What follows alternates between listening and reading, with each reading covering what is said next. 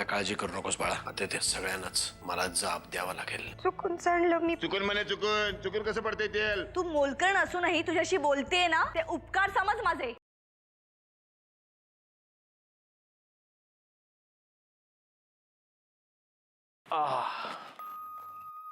कसा गेला आजचा दिवस? खूप छान. खूप कामं झाली दिवसभरात. काय काय केलं? काही महत्वाच्या गाठी भेटी व्हायच्या होत्या, ती माणसं भेटली. मतदारांना भेटण्यासाठी थोडा वेळ ठेवला होता, तेव्हा सुद्धा अनेक लोक येऊन भेटून गेले. तुम्हाला एक सांगू, तुम्ही मला असेच खूप आवडता. असेच म्हणजे? असेच म्हणजे तुम्ही जेव्हा काम करत असता ना, तेव्हा तुमच्या चेहऱ्यावर एक वेगळंच असं तेज असतं, कर्तृत्वाची चमक असते. आणि मी एक सांगू जानकी, तुझ्याकडे पाहिलं ना की मला खूप प्रोत्साहन मिळतं.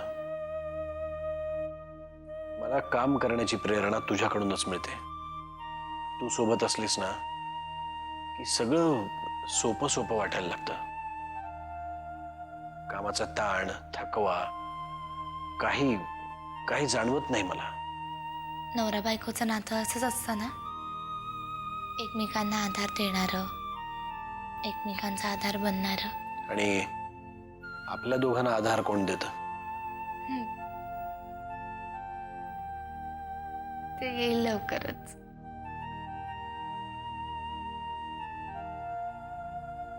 हे बघ, ही अशी लाजलीस ना तू की दिवसभराचा थकवा कुठल्या कुठे पळून जातो.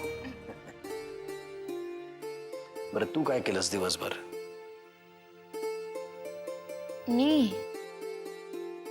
मी काय, मला कोणी काही करू देतं का?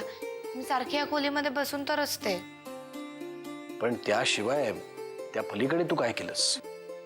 काय नाही, भरपूर खाल्लं, भरपूर झोपले, भरपूर गप्पा मारल्या. आणि हा, आत्याबाईंनी मला शिवचरित्र वाचून दाखवायला सुरुवात केली. क्या बात है.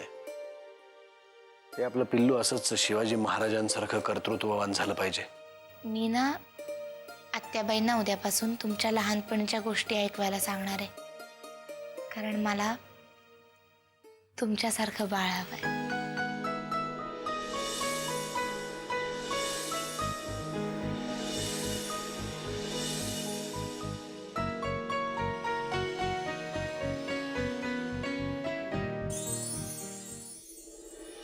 उग्रवाद्यांच्या तावडीतून परत आल्यावर आज पहिल्यांदाच नरसेराव किल्लेदार हे जनतेच्या समोर आले.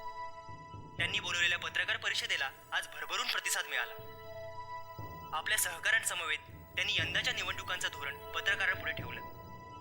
या प्रसंगी अनेक मान्यवर तिथे उपस्थित होते. सर्वांनी टाळ्यांच्या आणि घोषणांच्या गजरात नरसेराव किल्लेदार यांचं स्वागत केलं. त्यांची आतुरतेनं वाट पाहणाऱ्या जनतेला त्यांनी अजिबात निराश केलं नाही. जनतेला आता प्रतीक्षा आहे ती निवडणुकांची. सगळेजण या निवडणुकीसाठी जोरदार तयारी लागले आहे. अगं काय पण कौतुक चाललंय, नुसता उदो उदो चाललाय. होणारच. दादा इतक्या दिवसांनी परत आलाय, साधी सुधी गोष्ट नाही आहे. नसेल साधी सुधी गोष्ट, पण नुसतं स्वतःचं कौतुक करून घ्यायचं आणि आपल्याच घरातल्या इतरांना विसरायचं, ही काही कौतुकाची गोष्ट नाहीये ना. अरेच्छा, अहिल्या तुझ्या नक्की काय काय अपेक्षा आहेत? हा, तुला प्रोत्साहन द्यायचं म्हणून दादाने तुला उमेदवारीचा अर्ज भरायलाही परवानगी दिली ना? हो ना, पण नुसती तोंडाची वाफ दवडली. ते मला म्हणाले होते की तू निवडून येशील ही जबाबदारी माझी, पण त्या दृष्टीने प्रयत्न चाललेत असं कुठेच दिसत नाही.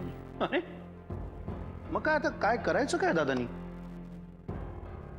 तुझ्या नावाचे बोर्ड घेऊन गावभर फिरायचं का? हा, तुला काहीतरी करावं लागेलच की. माझं काम चालूच आहे, पण त्यांची जी मदत होणं अपेक्षित होतं ती तर काही होतच नाहीये. अहिल्या, अगं कोणाच्याही मदतीची तुला काय गरज आहे? हा, राजकारणात लहानाची मोठी झाली आहेस ना तू. आता राजकारण तुझ्या रक्तातच आहे. शिवाय राजकारणाचे धडे तुझ्या वडिलांकडूनच दादानी घेतलेत, हो ना? हो, पण ते माझ्या बाबतीत आणि स्वतःच्या बाबतीत दुजाभाव करतायत. इतके मोठे मोठे यशस्वी कार्यक्रम केलेत ना त्यांनी, मग माझ्यासाठी एक सभा बोलवता येत नाही? मग तू बोलव ना, तू बोलव. आता ह्या पुढे जे काही करायचं ना ते तू स्वतःच स्वतः कर. त्याच्यावर कशाला अवलंबून राहतेस, नाही का? आणि एक गोष्ट लक्षात ठेव, तू दादाच्या विरोधात उभी आहेस, हो की नाही? त्यामुळे तो तुला प्रत्यक्ष तर काही मदत करू शकत नाही. तशी अपेक्षाही नाहीये माझी. वाकनीसांनी मला काही रेफरन्स नंबर दिले होते, पण माझ्याबद्दल ते त्यांच्याशी काही बोललेच नाही. त्यामुळे मी फोन केल्यावर त्यांनीही मला टोलटोलवीची उत्तरं दिली. आता मी करायचं काय? मला काही विचारू नकोस हा, कारण काय आहे, मला त्यातलं काहीच कळत नाही ना. मग काय करणार? आणि जे काही करायचं आहे ते करायला तू स्वतंत्र आहेसच की, तुझंच म्हणणं आहे ना असं. शिवाय तुझ्या या निवडणुकीच्या प्रचारासाठी तू परशुरामलाही बरोबर घेतलंयस. त्यामुळे आता मला काहीही विचारू नका. तू आणि तुझी निवडणूक, काय करायचं ते करा. झालं, मला काही कळत नाही असं म्हटलं की झालं असं म्हणायचं आणि अंगावरची जबाबदारी झटकून द्यायची. ही नेहमीची सवय आहे तुमची. जाऊ दे ना, मलाही काही तुमच्या मदतीची गरज नाहीये. आता जे काही करायचंय ना ते मीच करेन. All the best.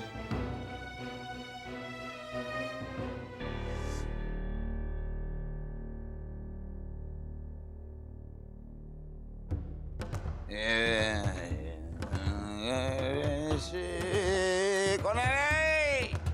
शिवंदे! ए, शिवंदे!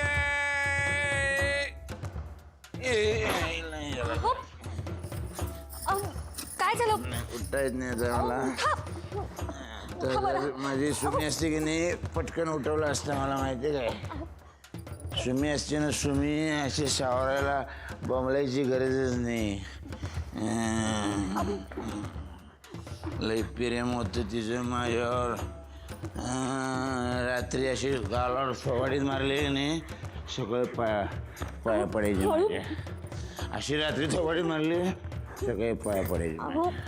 तुम्ही चला बरं अगोदर. तर तू सुगंधा, कुठलाही गंध नाही, काही नाही, आणि म्हणत तू सुगंधा.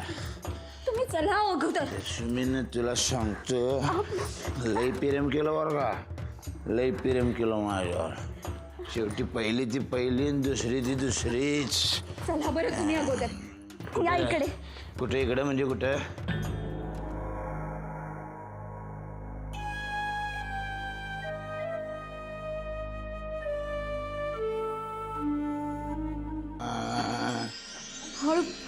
सुगंधी, सकाळी लई वंगाळ वागलो बघ तुझ्याशी. तुला सांगतो मी, मला क्षमा करा, माफ कर. तू पण चुकली की नाही, मग तू पण माफी मागणार का नाही मला सांग. हो, अगोदर बचा तुम्ही. नाही, माफी मागणार ना? हळू. सुगंधी, त्या सुमीसारखं का करते तू? सुमी नाही ना तू? सुमी नाही ना? नाही. तुला सांगतो मी, सुमी माझ्यावर लय जीव लावून होती वर. काय तुम्ही प्रेम करा माझ्यावर. त्याला काय, ए कुठे गेली काय? प्रेम करा, प्रेम कर.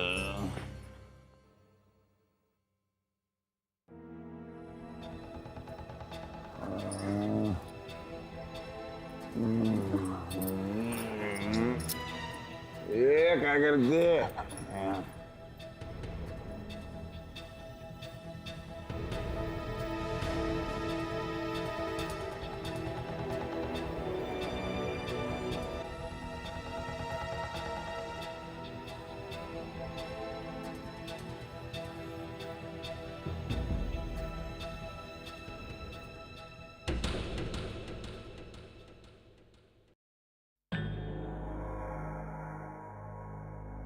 मी तुला सांगतो लई प्रेम केलं बरं का, लई प्रेम केलं माझ्यावर. शेवटी पहिली ती पहिली आणि दुसरी ती दुसरीच.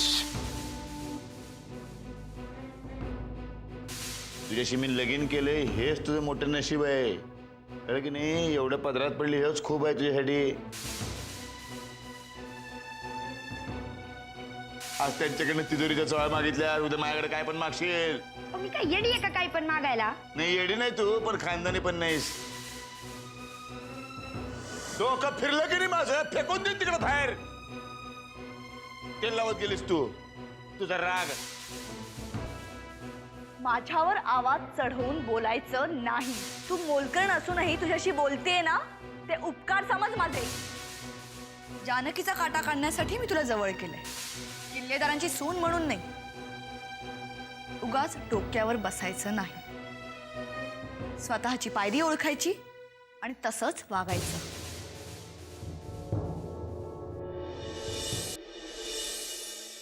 जानकी, वामन दादा, काय झालं? चेहरा असा का दिसतोय तुमचा? मला जरा बोलायचं आहे तुझ्याशी. माझ्याशी बोला ना.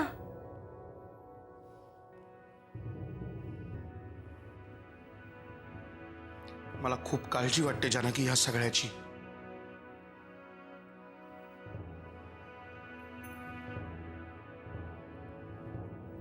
कशाबद्दल? हेच गेले काही दिवस आपलं घर किती हसत खेळतंय. काय? मग अगं सगळेजण आनंदी आहेत, असं घर पाहायची सवय नाही राहिली आता मला. काय करणार? वामन दादा, किती घाबरले होते मी. सॉरी सॉरी, पण जरा आता मूड आला होता, म्हणलं कोणाची तरी थट्टा करावी. म्हणून सकाळपासून मीच भेटले का थट्टा करायला? मग कोण? सॉरी सॉरी वहिनी साहेब. ई, तुमच्या तोंडून वहिनी वगैरे ऐकायला कसं तरीच होतं, असं नका म्हणत जाऊ. मग जानकी, मग जानकी काय म्हणतोय माझा पुतण्या? पण तुम्हाला कसं काय माहित की तुम्हाला पुतण्याच होईल म्हणून? नाही, मला माहिती असं नाहीये, पण मला आधीची एक पुतणी आहे ना मोठी, तर मग आता जरा छोटासा व्हावा तर तो पुतण्या असावा असं वाटलं इतकंच. पण तुम्हाला सांगू का, मला पण मुलगाच हवाय. गुड गुड, होणार होणार, मुलगाच होणार. या वामन महाराज किल्लेदारांचा बाळा तुला आशीर्वाद आहे. पण या वामन महाराजांना हे माहितीये ना की काका होण्याच्या आधी ते आजोबा होणार आहेत म्हणून. घ्या, तर हे कसं विसरीन मी? जानकी मजा आहे माझी, म्हणजे माझ्या एका मांडीवर माझा नातू आणि दुसऱ्या मांडीवर माझा पुतण्या. मी दोघांना एकाच वेळेला खेळवणार आणि इकडे हो चालू राहणार घरात मजा.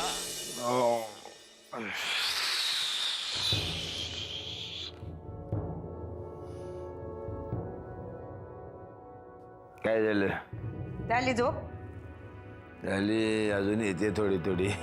तू काय रात्रभर राखण करत बसली होती का? नाही, म्हणलं विचारावं, उतरलीये कालची का उतारा आणून देऊ अजून ग्लासभर?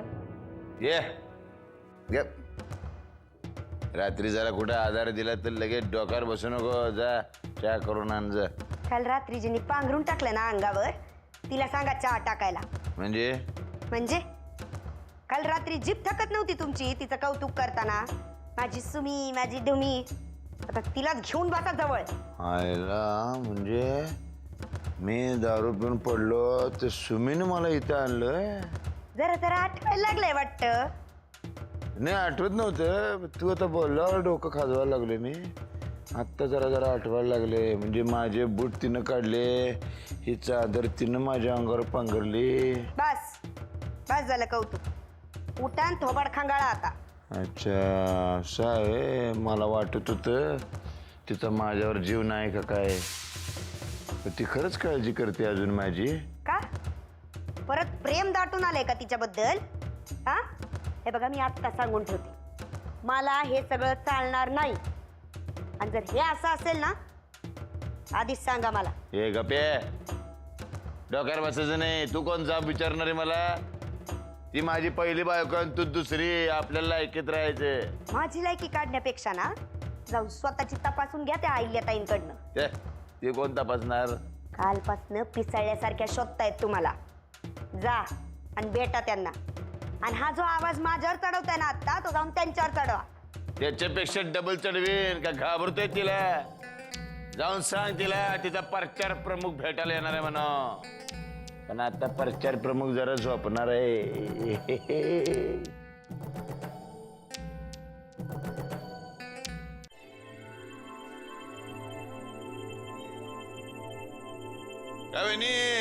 How do you do?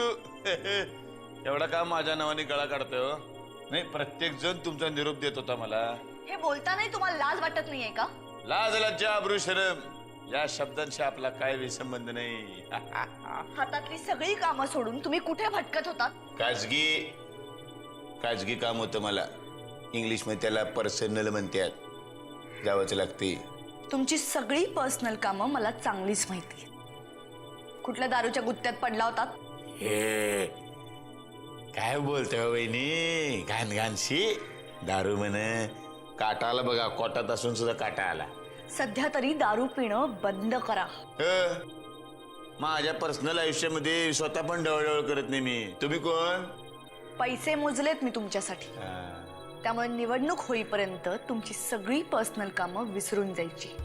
पैसे मोजले म्हणजे आता काय आयुष्यभर दरवाजामध्ये गळ्यामध्ये पट्टा अडकून बांधून ठेवणार आहे कुत्र्यासारखा?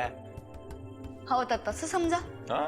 आता माझाच प्रचार प्रमुख जर का दारू ढोसून मतदारसंघातून हिंडत असेल तर माझी काय अब्रू राहील? ठीक आहे हो. जास्तीत जास्त तुमची अब्रू वाचवण्याचा प्रयत्न करीन मी. इथे भेटला, वर भेटू नका म्हणजे झालं. असं होऊच शकत नाही हो. आम्ही 101% नरकात जाणार. तुम्ही बी 101% नरकात जाणार. म्हणजे नरक भेट कंपल्सरी होणार. आता जा आणि दूध महासंघाची आणि साखर कारखान्याची कार्यकारिणीची मीटिंग आहे, ती जाऊन अटेंड करा आणि व्यवहाराचं काय ते व्यवस्थित बोला. दुसऱ्या कुठल्या बी गोष्टीत चुकल परशुराम, व्यवहारात कधी बी चुकणार नाही. येतो. टाटा आणि बाय बाय. धन्यवाद.